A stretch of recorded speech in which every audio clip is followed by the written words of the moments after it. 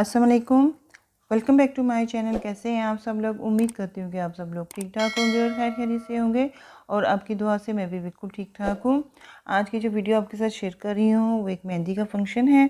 तो आगे जाके मैं आपको बताऊँगी कि किसकी मेहंदी थी और किस तरह की गई।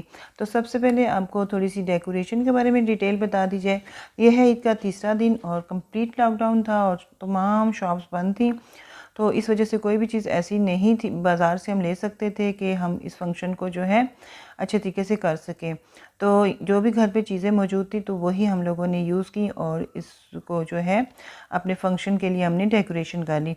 तो ये अटल है, ये जो आप येलो रेड और ब्लू कलर की देख रही हैं अटल है, घर में ही मौजूद है। तो इससे मैंने स्टार्ट लिया डेकोरेशन और उसके बाद सोफ़े पे भी मैंने जो है वाइट कलर की चादर बिछा दी थी और बैक पे इसके जो है हमारे पास कलरफुल नेट के दुपट्टे थे वो मैंने लगा दिए। तो इस तरह ये फ्रंट की लुक ऐसी ही आ गई थी और बाकी उसके बाद फेरी लाइट्स आपने देखी हैं वो लगा दी थी।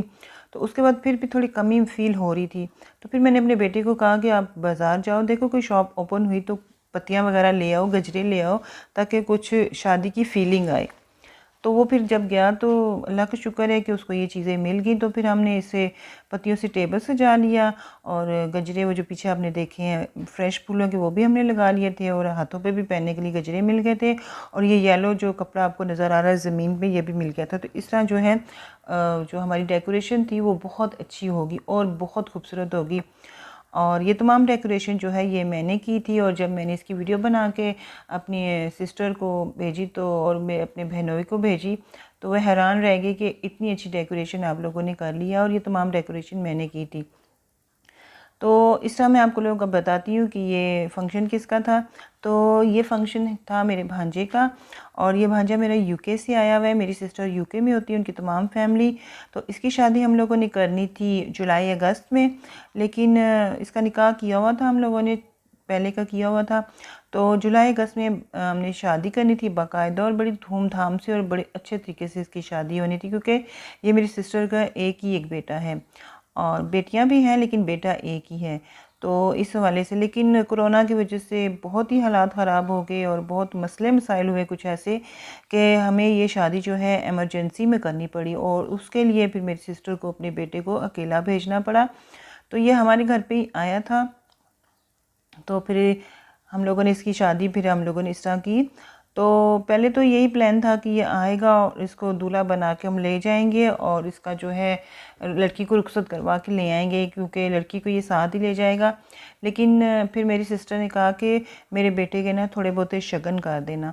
तो फिर हमने भी सोचा कि हाँ जी ये तो कर देनी चाहिए। तो फिर उस हवाले से फिर हम लोगों ने बच्चे की खुशी की खातिर हम लोगों ने ये फिर डेकोरेशन की और इसके तमाम शगन हमने पूरे किए। इसके तमाम कज़न इसके साथ बैठे हुए हैं और बारी बारी इसकी रस्में कर रहे हैं, इसको मेहंदी लगा रहे हैं, तेल लगा रहे हैं, मिठाई खिला रहे हैं और वो जो तमाम रस्में होती हैं मेहंदी की वो तमाम रस्में हो रही हैं। कज़न्स ने भी की थी और हम लोगों ने भी की थी। खैर मेरी तो मेहंदी लगाते हुए वीडियो रिकॉर्ड नहीं हुई इसलिए मैं आपको नज़र नहीं आ रही यहाँ पे, क्योंकि मैं वीडियो में ख़ुद ही बना रही थी क्योंकि मुझे अपने व्लॉग पे डालनी थी। तो ये चीज़ थी। तो इस तरह ही हम लोगों ने ये छोटा सा फंक्शन किया और अपनी सिस्टर को उनकी फैमिली को हम लोगों ने ये जो है ऑनलाइन तमाम फंक्शन जो है दिखा दिया। तो मेरी सिस्टर के और हम लोगों के बहुत अरमान थे कि इसकी शादी, क्योंकि हमारा भी ये इकलौता भांजा है, तो बहुत अरमान थे कि हम लोग इसकी शादी बहुत धूमधाम से करेंगे। लेकिन अल्लाह ताला की हिकमत इसी में थी, कोई बेहतरी इसी में थी कि इसकी शादी ऐसे ही होनी थी।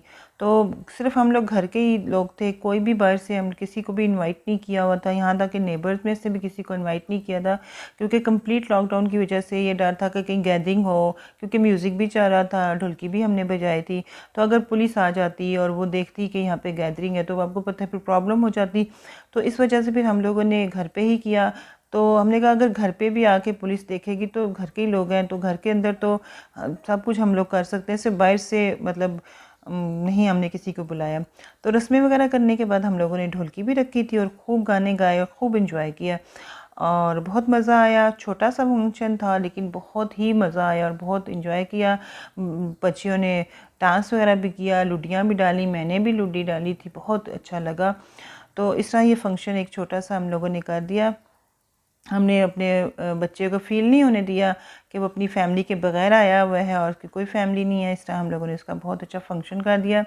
और बाकी ये कि लॉकडाउन की वजह से खाना भी नहीं मिल सका, घर पे हमने नहीं बनाया था। हमने कहा था कि हम बाहर से ऑर्डर करेंगे, खाना नहीं मिला। 2-3 जगह पे ट्राई किया तो फिर आखिर हम लोगों ने पिज़्ज़े ऑर्डर किए और हम लोगों ने अनोखी मेहंदी की जो फंक्शन था, इस पे खाने की बजाय हम लोगों ने पिज़्ज़ा खाया था।